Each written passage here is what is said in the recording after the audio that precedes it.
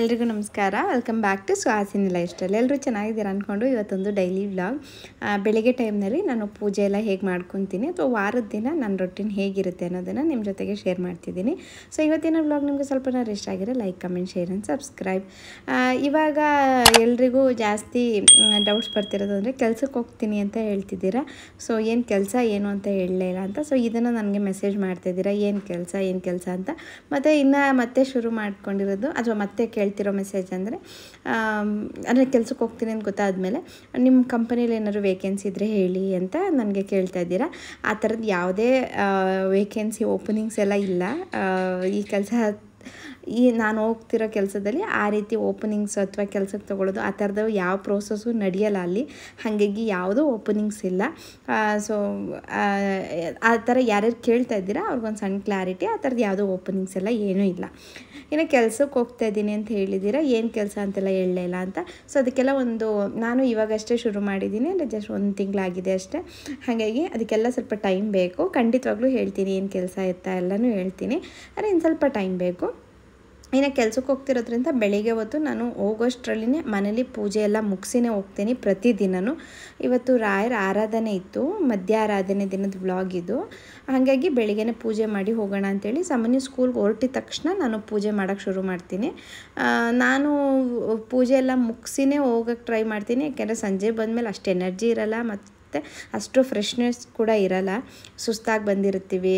ಹೊರಗಡೆಯಿಂದ ಬಂದಮೇಲೆ ಅದು ಎಲ್ಲಾದರೂ ಹೋಗಿರಲಿ, ಏನಾದರೂ ಕೆಲಸಕ್ಕೆ ಹೋಗಲಿ ಅಥವಾ ಹೊರಗಡೆ ಸುತ್ತಾಡೋಕ್ಕೆ ಹೋಗಲಿ, ಹೊರಗಡೆಯಿಂದ ಬಂದಮೇಲೆ ಸ್ವಲ್ಪ ಟಯರ್ಡ್ ಅಂತಲೇ ಅನಿಸುತ್ತೆ. ಹಾಗಾಗಿ ಆವಾಗ ಪೂಜೆ ಎಲ್ಲ ಮಾಡೋಕ್ಕೆ ಸ್ವಲ್ಪ ಕಷ್ಟ ಆಗುತ್ತೆ ಅಂತೇಳಿ ನಾನು ಬೆಳಿಗ್ಗೆನೇ ಪೂಜೆ ಎಲ್ಲ ಮಾಡಿ, ಹೇಗಿರೋ ಸ್ನಾನ ಮುಗಿಸಿರ್ತೀನಿ. ಪೂಜೆ ಮಾಡಿ ಹೋದ್ರೇ ಚೆಂದ ಅಂದ್ಬಿಟ್ಟು ಬೆಳಿಗ್ಗೆನೇ ಪೂಜೆ ಮಾಡಿ ಹೋಗ್ತೀನಿ. ಸಂಜೆ ಬಂದಾಗ ನನಗೂ ಸ್ವಲ್ಪ ರಿಲ್ಯಾಕ್ಸಿಂಗ್ ಆಗಿರುತ್ತೆ ಅಂತ, ಮತ್ತು ಬೆಳಿಗ್ಗೆ ಹೊತ್ತು ಫ್ರೆಶ್ನೆಸ್ ಕೂಡ ಇರುತ್ತೆ ಅನ್ನೋದು ಕೂಡ ಒಂದು ಕಾರಣ. ಇನ್ನು ಬೆಳಿಗ್ಗೆನೇ ಪೂಜೆಗೆ ರೆಡಿ ಮಾಡ್ಕೊತಾ ಇದ್ದೀನಿ. ವಾರದ ದಿನ ಮಾತ್ರ ಸ್ವಲ್ಪ ಕಷ್ಟ ಆಗುತ್ತೆ, ಯಾಕೆಂದರೆ ದೇವ್ರ ಸಾಮಾನೆಲ್ಲ ತೊಳೆಯೋದಿರುತ್ತೆ, ದೇವ್ರ ಮನೆಯೆಲ್ಲ ಕ್ಲೀನ್ ಮಾಡೋದಿರುತ್ತೆ, ಆ ಥರ ಎಲ್ಲ. ಬಟ್ ಹಿಂದಿನ ದಿನ ಇದ್ದರೆ ಸಂಜೆ ಏನಾದರೂ ಬೇಗ ಬಂದು ನಾನು ಸಂಜೆ ಹೊತ್ತು ಫ್ರೀ ಆಗಿದ್ದರೆ ಅಡುಗೆ ಏನೂ ಮಾಡೋದಿಲ್ಲ ಅಂದಾಗ ನಾನು ಹಿಂದಿನ ದಿನ ರೆಡಿ ಮಾಡ್ಕೊತೀನಿ. ಇವತ್ತು ಕೂಡ ಹಿಂದಿನ ದಿನವೇ ಎಲ್ಲ ರೆಡಿ ಮಾಡಿದ್ದೆ. ಹಾಗಾಗಿ ಬೆಳಗ್ಗೆ ಎದ್ದ ತಕ್ಷಣ ಫಸ್ಟಿಗೆ ಸಾಮಾನ್ಯ ರೆಡಿ ಮಾಡಿ ಕಳಿಸ್ಬಿಟ್ಟು ನಾನು ಫ್ರೆಶ್ ಆಗಿ ಪೂಜೆ ರೆಡಿ ಮಾಡ್ಕೊತಿದ್ದೀನಿ. ನಾನು ಹೂವು ಎಲ್ಲ ಕಟ್ಟೋದೆಲ್ಲ ಕಡಿಮೆ, ಅಂದರೆ ನನಗೆ ಅಷ್ಟು ಚೆನ್ನಾಗಿ ಹೂವೆಲ್ಲ ಕಟ್ಟೋಕ್ಕೆ ಬರೋಲ್ಲ. ಆದರೆ ದೇವ್ರಿಗೆ ಹಾಕಬೇಕು ಅಂದಾಗ ಸ್ವಲ್ಪ ಈ ಥರ ದೊಡ್ಡ ದೊಡ್ಡ ಸೇವಂತಿಗೆ ಹೂವು ಆ ಥರದ್ದಾದರೆ ಸ್ವಲ್ಪ ಕಟ್ತೀನಿ. ತುಂಬ ಸಣ್ಣ ಹೂವುಗಳು, ಮಲ್ಲಿಗೆ, ಕಾಕಡ ಈ ಥರದವೆಲ್ಲ ಕಟ್ಟೋಕ್ಕೆ ಅಷ್ಟು ಚೆನ್ನಾಗಿ ಕಟ್ಟೋಕ್ಕೆ ಬರೋಲ್ಲ. ಹಾಗಾಗಿ ಹೂವೆಲ್ಲ ಕಟ್ಟೋಕ್ಕೆಲ್ಲ ಹೋಗೋಲ್ಲ ನಾನು. ಕಟ್ಟಿರೋ ಹೂವು ಬೇಕು ಅಂದರೆ ತೊಗೊಬಂದ್ಬಿಡ್ತೀನಿ. ಇದನ್ನು ಲೂಸ್ ಹೂವು ಇಟ್ಕೊಂಡಿರ್ತೀವಿ ಮನೇಲಿ ಯಾವಾಗಲೂ.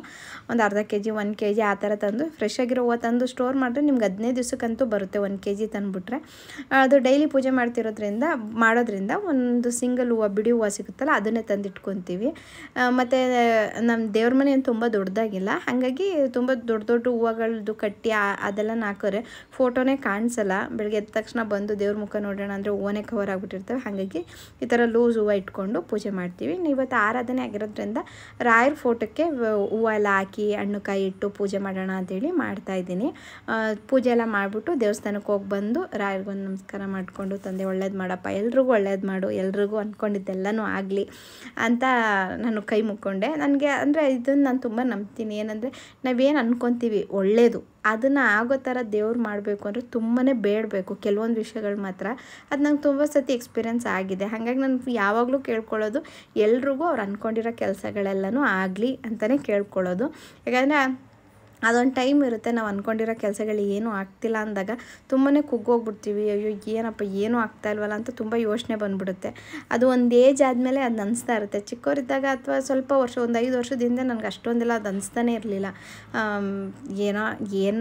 ಅಂದರೆ ಕೆಲಸಗಳು ಆಗ್ತಾಯಿಲ್ಲ ಅಂದಾಗ ಅಯ್ಯೋ ಏನೋ ಆಗುತ್ತೆ ಬಿಡು ಅಂದ್ಕೊಂಡು ಸುಮ್ಮನೆ ಇರ್ತಿದ್ದೆ. ಬಟ್ ಇವಾಗ ಸ್ವಲ್ಪ ಮೆಚುರಿಟಿ ಬರ್ತಾ, ವಯಸ್ಸು ಆಗ್ತಾ ಅಂದ್ಕೊಂಡಿದ್ದ ಕೆಲಸ ಆಗಲಿಲ್ಲ ಅಂದಾಗ ತುಂಬ ಯೋಚನೆ ಬರೋಕ್ಕೆ ಶುರು ಆಗ್ತಿದೆ.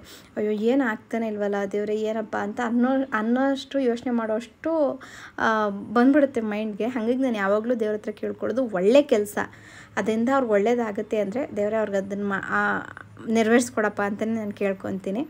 ಕೆಟ್ಟ ಕೆಲಸ ಮಾಡ್ತೀವಿ, ಬೇರೆಯವ್ರು ಹಾಳಾಗಲಿ ಅಂತ ಯೋಚನೆ ಮಾಡ್ತೀವಿ, ಬೇರೆಯವ್ರು ಹಾಳಾಗ್ಬಿಡ್ಲಿ, ಅವರು ಚೆನ್ನಾಗಿರೋದು ಬೇಡ ಅಂತ ಯೋಚನೆ ಮಾಡ್ತೀವಿ. ಅದನ್ನು ದೇವ್ರ ಹತ್ರ ಕೇಳ್ತೀವಿ ಅಂದರೆ ಖಂಡಿತವಾಗ್ಲೂ ದೇವ್ರು ಅದಕ್ಕೆ ಅಸ್ತು ಅಂತ ಮಾತ್ರ ಅನ್ನಲ್ಲ. ಯಾಕೆಂದರೆ ದೇವ್ರು ಇರೋದು ಕಾಪಾಡೋದಕ್ಕೆ, ಒಬ್ರನ್ನ ಹಾಳು ಮಾಡೋದಕ್ಕೆ, ಒಬ್ರಿಗೆ ಕೆಟ್ಟದ್ದು ಮಾಡೋದಕ್ಕಲ್ಲ. ಹಾಗಾಗಿ ಅಂಥದ್ದನ್ನೆಲ್ಲ ದೇವ್ರ ಹತ್ರ ಕೇಳ್ಕೊಂಡಾಗ ಖಂಡಿತವಾಗ್ಲೂ ಅಸ್ತು ಅಂತ ಅನ್ನಲ್ಲ. ಬಟ್ ಒಳ್ಳೇದಾಗಬೇಕು, ಅದರಿಂದ ನಿಮ್ಗೆ ಒಳ್ಳೇದಾಗುತ್ತೆ, ಅದರಿಂದ ಇನ್ನೊಬ್ರಿಗೆ ಒಳ್ಳೇದಾಗುತ್ತೆ ಅಂದರೆ ಖಂಡಿತವಾಗ್ಲೂ ದೇವ್ರು ಸ್ವಲ್ಪ ಲೇಟ್ ಆದ್ರೂ ಅಸ್ತು ಅಂತಾರೆ, ಕಾಯಬೇಕಷ್ಟೆ. ಇನ್ನು ದೇವ್ರಿಗೆ ಹೂವೆಲ್ಲ ಮುಡಿಸ್ಕೊಂಡು ಎಲ್ಲ ರೆಡಿ ಮಾಡಿಕೊಂಡೆ. ಆಗಲೇ ಹೇಳ್ದಂಗೆ ಇವತ್ತು ಆರಾಧನೆ ಇರೋದ್ರಿಂದ ಮನೆಯಲ್ಲಿ ಸಿಂಪಲಾಗಿ ಪೂಜೆ ಮಾಡ್ಕೊತಿದ್ದೀನಿ. ರಾಯರ ಫೋಟೋಕ್ಕೆ ಹೂವೆಲ್ಲ ಹಾಕ್ಕೊಂಡೆ, ದೇವ್ರ ಫೋಟೋಗಳಿಗೆಲ್ಲ ಹೂವೆಲ್ಲ ಹಾಕ್ಕೊಂಡು ಚಿಕ್ಕದಾಗಿ ಒಂದು ರಂಗೋಲಿ ಹಾಕ್ಕೊಂಡು ಪೂಜೆ ಮಾಡ್ತಾಯಿದ್ದೀನಿ. ಒಂಥರ ಖುಷಿ ಆಗುತ್ತೆ ಬೆಳಗ್ಗೆ ಹೊತ್ತು ಕೆಲ್ಸಕ್ಕೆ ಹೋಗ್ಬೇಕಾರೆಲ್ಲ ಈ ಥರ ಪೂಜೆ ಮಾಡಿಬಿಟ್ಟು ದೇವ್ರ ಕೈ ಮುಗಿದು ಹೊರಡ್ಬೇಕಾದ್ರೆ ಒಂಥರ ಚೆನ್ನಾಗಿರುತ್ತೆ. ಇನ್ನು ಟೈಮ್ ಹೇಗೆ ಬ್ಯಾಲೆನ್ಸ್ ಮಾಡ್ತೀನಿ ಅಂದರೆ ಬೆಳಗ್ಗೆ ಟೈಮ್ನಲ್ಲಿ ನಾನು 6 ಗಂಟೆಗೆ ಎದ್ದೇಳ್ತೀನಿ. 6 ಗಂಟೆಗೆ ಎದ್ದು ಫಸ್ಟಿಗೆ ಟಿಫನ್ನು ಅಡುಗೆ ಕೆಲಸ ಮುಗಿಸ್ಬಿಡ್ತೀನಿ. ಯಾಕೆಂದರೆ ಹಸ್ಬೆಂಡ್ ಕೂಡ ಕೆಲ್ಸಕ್ಕೆ ಹೋಗೋದ್ರಿಂದ ಅವ್ರಿಗೂ ಬಾಕ್ಸ್ ಎಲ್ಲ ಕೊಡಬೇಕು, ಮತ್ತು ಬಾಕ್ಸ್ಗಳೆಲ್ಲ ಪ್ಯಾಕ್ ಮಾಡಿಬಿಡ್ತೀನಿ. ಅದನ್ನು ಡೀಟೇಲಾಗಿ ಒಂದು ವೀಡಿಯೋದಲ್ಲಿ ನಾನು ಒಂದಿನ ವೀಡಿಯೋ ಮಾಡ್ಕೊತೀನಿ ಬೆಳಿಗ್ಗೆ ಹೆಂಗಿರುತ್ತೆ ರೊಟೀನ್ ಅಂತ. ಬಾಕ್ಸ್ ಎಲ್ಲ ರೆಡಿ ಮಾಡಿಬಿಡ್ತೀನಿ, 3 ಜನಕ್ಕೂ ಬಾಕ್ಸ್ಗಳು ಹಾಕ್ಬಿಡ್ತೀನಿ. ಮತ್ತು ಅದಾದಮೇಲೆ ಪಾತ್ರೆ ಎಲ್ಲ ತೊಳೆದು ಅಡುಗೆ ಮನೆಯೆಲ್ಲ ಕ್ಲೀನ್ ಮಾಡ್ಕೊಂಡ್ಬಿಡ್ತೀನಿ. ಆಮೇಲೆ ಕಸ ಗುಡಿಸಿ ಒರೆಸ್ಬಿಟ್ಟು ಸ್ನಾನ ಮಾಡಿ ಪೂಜೆ ಮಾಡ್ತೀನಿ. ಸೊ ಬೆಳಿಗ್ಗೆ ಹೋಗೋಷ್ಟರಲ್ಲಿ ಇಷ್ಟು ಕೆಲಸನೂ ಮಾಡ್ತೀನಿ. ಇನ್ನು ಇವಾಗ ರಾಯರ್ ಫೋಟೋಗೂ ಹೂವೆಲ್ಲ ಹಾಕ್ಕೊಂಡಿದ್ದಾಯಿತು. ದೊಡ್ಡ ಫೋಟೋಗೆ ಮೊದಲು ಬೇರೆದು ಒಂದು ಮಾಲೆ ಥರ ಹಾಕಿದ್ವಿ. ಈ ಸತಿ ಮಂತ್ರಾಲಯಕ್ಕೆ ಹೋದಾಗ ಅಲ್ಲಿಂದ 108 ಮಣಿ ಇರೋ ತುಳಸಿ ಮಾಲೆ ತೊಗೊಂಡು ಬಂದಿದ್ವಿ. ಅದನ್ನು ಚೇಂಜ್ ಮಾಡಿದ್ವಿ ಹಬ್ಬದಲ್ಲಿ, ವರಮಹಾಲಕ್ಷ್ಮಿ ಹಬ್ಬದಲ್ಲಿ ಚೇಂಜ್ ಮಾಡಿಬಿಟ್ಟು ಅದನ್ನು ಹಾಕಿದ್ವಿ. ಅದು ತುಂಬ ಚೆನ್ನಾಗಿ ಕಾಣಿಸ್ತಿತ್ತು ರಾಯರಿಗೆ. ನಾವು ಇಷ್ಟೋ ದಿವಸದಲ್ಲಿ ತರಬೇಕು ಅಂತ ಅನ್ಕೊತಾ ಇದ್ವಿ, ಆದರೆ ಮಂತ್ರಾಲಯಕ್ಕೆ ಹೋದಾಗ ಅಲ್ಲಿಂದನೇ ತರೋ ಥರ ಆಯಿತು. ಅದನ್ನೇ ಹಾಕಿದ್ದೀನಿ. ಇವಾಗ ಏನೋ ಪೂಜೆ ಎಲ್ಲ ಮಾಡಿಬಿಟ್ಟು ನಾನು ಕೆಲಸಕ್ಕೆ ಹೊರಡ್ತೀನಿ. 9:30, 9:45 ಆ ಟೈಮ್ ಹೊರಡೋದು ನಾನು. ಹಾಗಾಗಿ ತುಂಬ ಟೈಮ್ ಇರುತ್ತೆ. ಏನು ಬೆಳಗ್ಗೆ ಹೊತ್ತು ಬ್ಯುಸಿ ಅಥವಾ ಅಯ್ಯೋ ಏನೋ ಗಡಿಬಿಡಿ ಆಗ್ತದೆ ಅನ್ನೋದು ಇರುತ್ತೆ, ಅದು ಸಾಮಾನ್ಯ. ಕೆಲಸಕ್ಕೆ ಹೋಗ್ತೀವಿ, ಹೊರಗಡೆ ಹೋಗಬೇಕು ಅಂದಾಗ ಅದೆಲ್ಲ ಸಾಮಾನ್ಯ. ಆದರೆ ತುಂಬ ಏನು ಬ್ಯುಸಿ ಅನಿಸಲ್ಲ. ಯಾಕಂದರೆ ಬೆಳಗ್ಗೆ 8 ಗಂಟೆ 8:15 ಅಷ್ಟರಲ್ಲಿ ಹಸ್ಬೆಂಡ್ ಮತ್ತು ಸಾಮಾನ್ಯ ಇಬ್ಬರು ಹೊಟ್ಬಿಡ್ತಾರೆ. ಅದಾದಮೇಲೆ ನಾನು ಫ್ರೀನೇ ಇರ್ತೀನಿ. 1 ಅವರ್ ಟೈಮ್ ಇರುತ್ತೆ. ಸೊ 1 ಅವರ್ ನನಗೆ ಅಂತ ಇಟ್ಕೊತೀನಿ, ನಾನು ರೆಡಿ ಆಗೋದಕ್ಕೆ, ಪೂಜೆ ಮಾಡೋದಕ್ಕೆ ಅಂತ. ಹಾಗಾಗಿ ಏನು ಅಂಥ ಬ್ಯುಸಿ ಅಥವಾ ಅಷ್ಟೊಂದು ರಿಸ್ಕ್ ಅಂತೆಲ್ಲ ಏನೂ ಅನಿಸಲ್ಲ.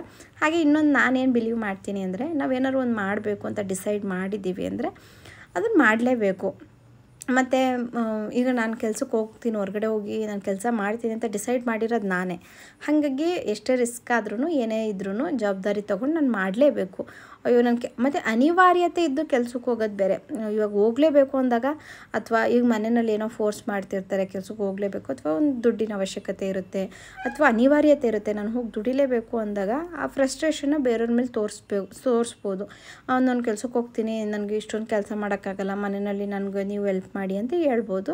ಆದರೆ ಇದು ನಾನೇ ಸೆಲೆಕ್ಟ್ ಮಾಡ್ಕೊಂಡಿರೋವಂಥದ್ದು. ನಾನು ಹೊರಗಡೆ ಹೋಗಿ ದುಡಿಬೇಕು, ನಾನು ಹೊರಗಡೆ ಹೋಗಿ ಕೆಲಸ ಮಾಡ್ತೀನಿ ಅಂತ ನಾನೇ ಸೆಲೆಕ್ಟ್ ಮಾಡ್ಕೊಂಡಿರೋದ್ರಿಂದ ಆ ಪೂರ್ತಿ ಜವಾಬ್ದಾರಿ ನಾನೇ ತೊಗೋಬೇಕು. ಹೆಲ್ಪ್ ಮಾಡಿಕೊಡ್ತಾರೆ, ಹೆಲ್ಪ್ ಮಾಡಿಸ್ಕೊತೀನಿ, ಅದೆಲ್ಲ ಬೇರೆ. ಆದರೆ ಈ ಫ್ರಸ್ಟ್ರೇಷನ್ನ ಅವ್ರ ಮೇಲೆ ನಾನು ಯಾವುದೇ ಕಾರಣಕ್ಕೂ ತೋರಿಸಲ್ಲ. ಸಾಮಾನ್ಯ ಮೇಲೆ ಆಗಿರ್ಬೋದು, ಹಸ್ಬೆಂಡ್ ಮೇಲೆ ಆಗಿರ್ಬೋದು. ನಾನು ಹೊರಗಡೆ ಹೋಗಿ ಕೆಲಸ ಮಾಡ್ತೀನಿ, ನಾನೇ ಯಾಕೆ ಇದೆಲ್ಲ ಮಾಡಬೇಕು, ನನಗೂ ಸುಸ್ತಾಗುತ್ತೆ, ಅಥವಾ ನಾನು ಇದು ಮಾಡ್ತೀನಿ ಆ ಥರದ್ದೆಲ್ಲ ನಾನು ಖಂಡಿತವಾಗ್ಲೂ ತೋರಿಸಲ್ಲ. ನಾನು ಆ ಥರ ಸುಸ್ತಾಗೋ ಥರ ಅಥವಾ ಬೇರೆಯವ್ರ ಮೇಲೆ ರೇಗಾಡೋಷ್ಟು ಬ್ಯುಸಿ ಆಗೋ ಥರ ನಾನು ಪೆಂಡಿಂಗು ಇಟ್ಕೊಳ್ಳಲ್ಲ ಯಾವ ಕೆಲಸನೂ. ಹಾಗಾಗಿ ಅದೊಂದೇ ರೀಸನಿಂದ ನಾನು ವ್ಲಾಗ್ನೂ ಮಾಡ್ತಿರ್ಲಿಲ್ಲ. ಯಾಕೆಂದರೆ ವ್ಲಾಗ್ ಮಾಡೋದಕ್ಕೋಸ್ಕರ ನಾನು ಟೈಮ್ನ ಸ್ಪೆಂಡ್ ಮಾಡಿಬಿಟ್ಟು ಮನೇಲಿ ಏನೋ ಒಂದು ಕೆಲಸಗಳಾಗಿಲ್ಲ ಅಂದಾಗ ಅವ್ರ ಮೇಲೆ ಕೂಗಾಡೋದು, ನೀವು ನನಗೆ ಹೆಲ್ಪ್ ಮಾಡಿಕೊಡಿ ಅಂತ ಅನ್ನೋದು, ಅಥವಾ ಹೆಲ್ಪ್ ಯಾಕೆ ಮಾಡ್ತಿಲ್ಲ ಅಂತ ಜೋರು ಮಾಡೋದು, ಅದೆಲ್ಲನೂ ನಾನು ಮಾಡೋಕ್ಕೆ ಹೋಗಲ್ಲ. ಹಾಗಾಗಿ ಸ್ವಲ್ಪ ಸೆಟ್ ಆಗಲಿ, ಟೈಮೆಲ್ಲ ಅಡ್ಜಸ್ಟ್ ಆಗಲಿ ನನಗೆ, ಅದಾದಮೇಲೆ ವ್ಲಾಗ್ಗಳೆಲ್ಲ ಮಾಡ್ಕೊಳ್ಳೋಣ ಅಂತ ಹೇಳ್ಬಿಟ್ಟು ನಾನು ಸ್ವಲ್ಪ ಬ್ರೇಕ್ ತೊಗೊಂಡಿದ್ದೆ ಅಷ್ಟೇ. ಸೊ ಇವಾಗ ನನಗೆ ಅಡ್ಜಸ್ಟ್ ಆಗಿದೆ, ಟೈಮೆಲ್ಲ ಗೊತ್ತಾಗ್ತಿದೆ ಹೆಂಗೆ ಮ್ಯಾನೇಜ್ ಮಾಡಬೇಕು ಅಂತ. ಸೊ ನಾನು ಮಾಡ್ಕೊತೀನಿ. ನಾವು ಒಂದು ಕೆಲಸ ಮಾಡ್ತೀವಿ ಅಂತ ಡಿಸೈಡ್ ಮಾಡಿ ತೊಗೊಂಡ್ಮೇಲೆ ಆ ಜವಾಬ್ದಾರಿನ ನಾವೇ ವಹಿಸ್ಕೋಬೇಕು. ಮತ್ತು ಅದರಿಂದ ಬೇರೆಯವ್ರಿಗೂ ತೊಂದರೆ ಆಗ್ದಂಗೆ ಅವ್ರಿಗೂ ಅನಿಸ್ಬಾರ್ದು, ಇವಳು ಯಾಕೆ ಸುಮ್ಮನೆ ಕೆಲಸಕ್ಕೆ ಹೋಗ್ತಾವಳೆ, ಮನೆಯಲ್ಲೂ ಕೂಡ ಏನೂ ಆಗ್ತಾಯಿಲ್ಲ, ಮನೆಯಲ್ಲೂ ಯಾರನ್ನೂ ನೋಡ್ಕೊತಾ ಇಲ್ಲ, ಮನೆಯಲ್ಲಿ ಅಡುಗೆ ಮಾಡ್ತಾಯಿಲ್ಲ, ತಿಂಡಿ ಮಾಡ್ತಾಯಿಲ್ಲ, ಓದಿಸ್ತಾ ಇಲ್ಲ, ಮನೆ ಕೆಲಸಗಳು ಮಾಡ್ತಿಲ್ಲ, ಮನೆ ನೀಟಾಗಿ ಇಟ್ಕೊಂಡಿಲ್ಲ, ಯಾಕೆ ಕೆಲಸಕ್ಕೆ ಹೋಗ್ತಾವಳೆ ಅಂತ ಹಸ್ಬೆಂಡ್ ಕೂಡ ಅನಿಸ್ಬಾರ್ದು. ಅಥವಾ ನನ್ನ ಮಗಂಗೂ ಅಮ್ಮ ನನ್ನ ನೋಡ್ಕೊತಾ ಇಲ್ಲ, ಅಥವಾ ಅಮ್ಮ ನನಗೆ ಓದಿಸ್ತಾ ಇಲ್ಲ, ಅಮ್ಮ ನಂಗೆ ಟೈಮ್ ಕೊಡ್ತಾಯಿಲ್ಲ ಅಂತ ಅನ್ನಿಸ್ಬಾರ್ದು. ಇದೆರಡೂ ಆಗ್ದಂಗೆ ನಾನು ಬ್ಯಾಲೆನ್ಸ್ ಮಾಡೋಷ್ಟು ಕೆಪಾಸಿಟಿ ಇದೆ ಅಂತ ಅಂದ್ಕೊಂಡ್ಮೇಲೆ ನಾನು ಕೆಲಸಕ್ಕೆ ಹೋಗ್ತಿರೋದು. ಸೊ ಹೊರಗಡೆ ಹೋಗಿ ಕೆಲಸ ಮಾಡ್ತೀರಾ ಅಂತ ಅಂದಾಗ ಇದನ್ನು ನೀವು ಕೂಡ ಇದನ್ನು ಮೈಂಡಲ್ಲಿ ಇಟ್ಕೊಂಡು ಡಿಸೈಡ್ ಮಾಡಿ. ಸೊ ಎಸ್ ಫ್ಯಾಮಿಲಿ, ಇದಾಗಿತ್ತು ನನ್ನ ವ್ಲಾಗ್. ಹಾಗೆ ಒಂದು ಕೆಲವೊಂದು ನನಗೇನು ಅನಿಸುತ್ತೆ ಅನ್ನೋದನ್ನು ಕೂಡ ನಾನು ಈ ವ್ಲಾಗಲ್ಲಿ ಡೀಟೇಲಾಗಿ ಹೇಳಿದ್ದೀನಿ. ಯಾಕೆಂದರೆ ನಾನು ತುಂಬ ದಿನ ಆದಮೇಲೆ ಈ ಥರ ರೆಗ್ಯುಲರಾಗಿ ವ್ಲಾಗ್ ಮಾಡ್ತಿರೋದ್ರಿಂದ ನನಗೆ ಈಗ ಸ್ವಲ್ಪ ಟೈಮ್ ಸಿಗ್ತಾಯಿದೆ ಇದ್ರ ಬಗ್ಗೆ ಎಲ್ಲ ಮಾತಾಡೋದಕ್ಕೆ. ಬಟ್ ಶ್ಯೂರ್ಲಿ ಕೆಲಸದ ಬಗ್ಗೆ, ಸಂಬಳದ ಬಗ್ಗೆ ಖಂಡಿತವಾಗ್ಲೂ ನೆಕ್ಸ್ಟ್ ವ್ಲಾಗ್ಗಳಲ್ಲಿ ಹೇಳ್ತೀನಿ. ಹೀಗೆ ಸಪೋರ್ಟ್ ಮಾಡ್ತೀರಿ ಅಂತ ಕೇಳ್ಕೊತೀನಿ ಪ್ಲೀಸ್. ಸೊ ಇವತ್ತಿನ ವ್ಲಾಗ್ ನಿಮಗೆ ಸ್ವಲ್ಪನಾದ್ರು ಇಷ್ಟ ಆಗಿದ್ದರೆ like, comment, share and subscribe. ಯಾರೆಲ್ಲ ಸಬ್ಸ್ಕ್ರೈಬ್ ಮಾಡ್ಕೊಂಡಿದ್ದೀರಾ, ಸಪೋರ್ಟ್ ಮಾಡ್ತಿದ್ದೀರಾ, ಕಂಗ್ರ್ಯಾಚುಲೇಷನ್ಸ್ ಹೇಳ್ತಿದ್ದೀರಾ, ಆಲ್ ದ ಬೆಸ್ಟ್ ಹೇಳ್ತಿದ್ದೀರಾ, ಖುಷಿ ಪಡ್ತಿದ್ದೀರಾ, ಅವರೆಲ್ಲರಿಗೂ ದೊಡ್ಡ ಥ್ಯಾಂಕ್ಸ್. ಹೀಗೆ ಸಪೋರ್ಟ್ ಮಾಡ್ತೀರಿ ಅಂತ ಕೇಳ್ಕೊತೀನಿ. ಸೊ ಮತ್ತೆ ಹೊಸ ವ್ಲಾಗ್ ಜೊತೆ ವಾಪಸ್ ಬರ್ತೀನಿ. Thank you.